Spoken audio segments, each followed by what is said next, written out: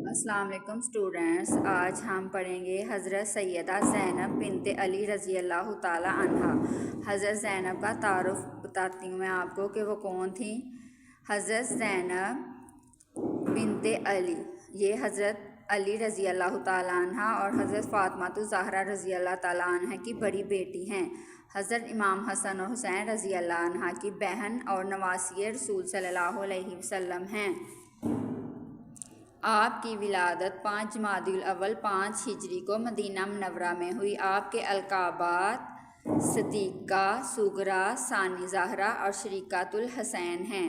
شریکۃ الحسین کہ انہوں نے کربلا میں حضرت حسین کے ساتھ میدان جنگ میں شریک ہوئیں اور ان کو ہر قدم پر سہارا دیا، ان کو تسلی دی، تو اس وجہ سے ان کو شریکۃ الحسین بھی کہا جاتا ہے۔ یہ بھی ان کے القابات میں سے ایک ہے۔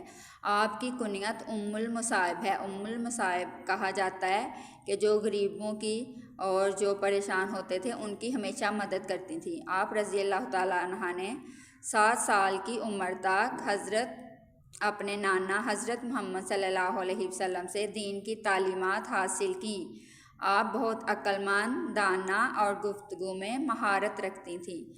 آپ نے نانا جان کی وفات کے کچھ عرصہ بعد آپ کی والدہ ماجدہ بھی دنیا سے رخصت ہو گئیں، تو اس کے بعد آپ نے اپنے والد حضرت علی رضی اللہ تعالیٰ عنہ سے تعلیم و تربیت حاصل کی۔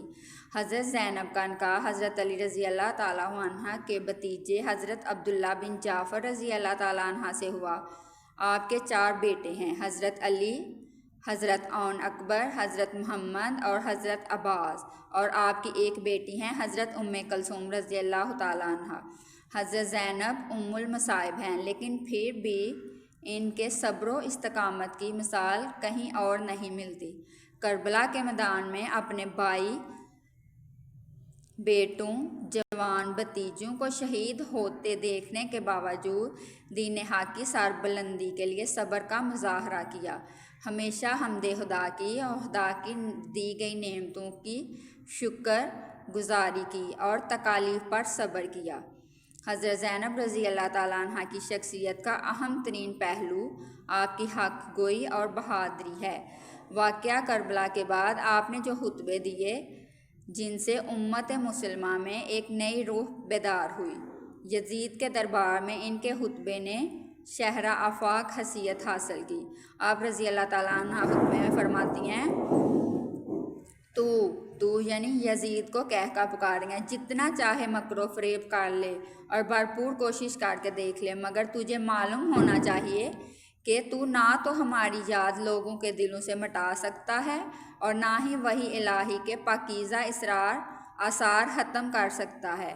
تو یہ خیال ہم اپنے دل سے نکال دے کہ ظاہر سازی کے ذریعے سے ہماری شان و منزلت کو پا لے گا۔ تو نے جس گھنونے جرم کا ارتکاب کیا ہے، اس کا بدنما داغ اپنے دامن سے نہیں دھو پائے گا۔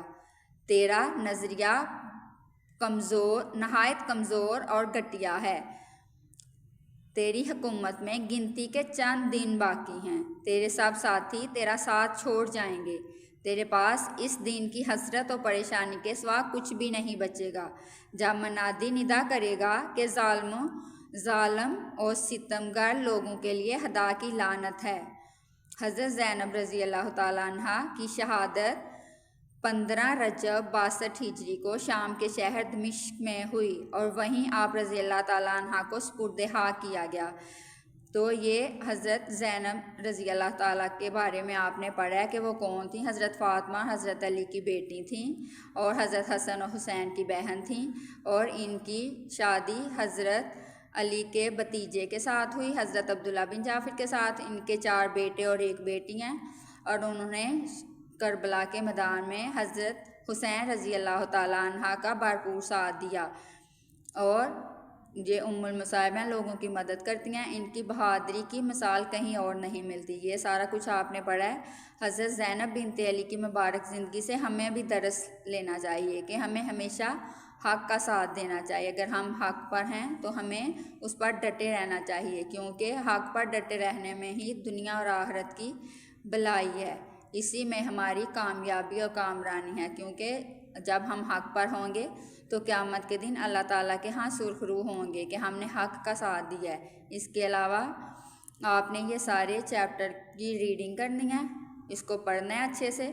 تو آج ہم نے اس کی ریڈنگ کی ہے، کل ہم اس کی بک ورک کریں گے، دیکھیں گے کیا ہے اس میں، پھر آپ کو پتہ ہوگا۔ پھر ہم اس کے مختصر سوالات کریں گے اور تفصیلی سوالات بھی کریں گے، ٹھیک ہے۔ اس طرح آپ کا یہ چیپٹر کمپلیٹ ہو جائے گا۔ تو یہ آپ نے اچھے سے ریوائز کرنا ہے، اور جب آپ کے اس کے کویشچن دیے جائیں گے تو وہ بھی آپ نے کاپیز پہ اپنی نوٹ بک پہ لکھنے ہیں، تاکہ جب آپ اسکول آئیں تو آپ کی کاپیز چیک ہوں اور آپ کا ورک کمپلیٹ ہو جائے۔